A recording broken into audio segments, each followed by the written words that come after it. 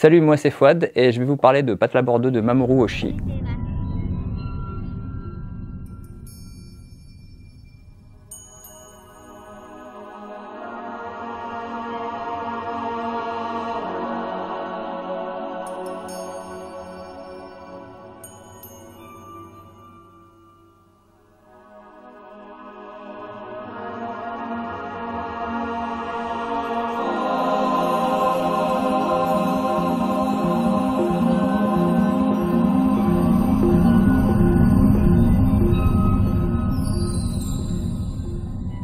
Alors, Patlabor 2, c'est la suite de Patlabor 1.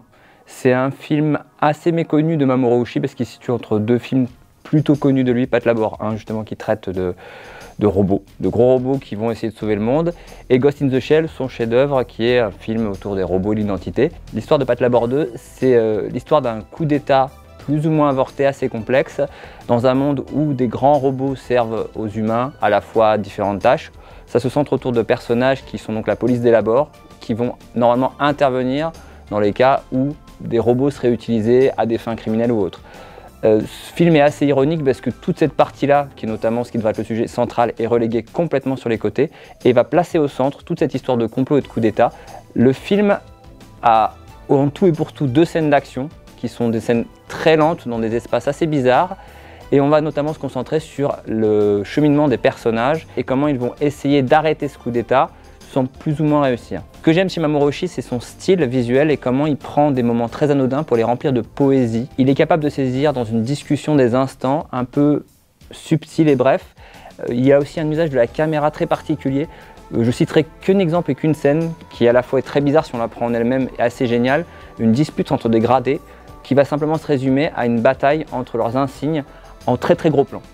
Je vous en dis pas plus, je vous invite à regarder cette scène.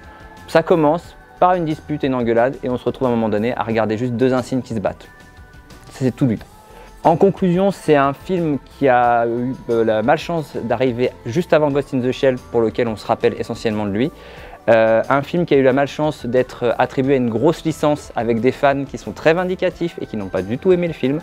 Mais c'est à la fois ce que je trouve un de ses meilleurs films parce que le sujet est très réel, très actuel.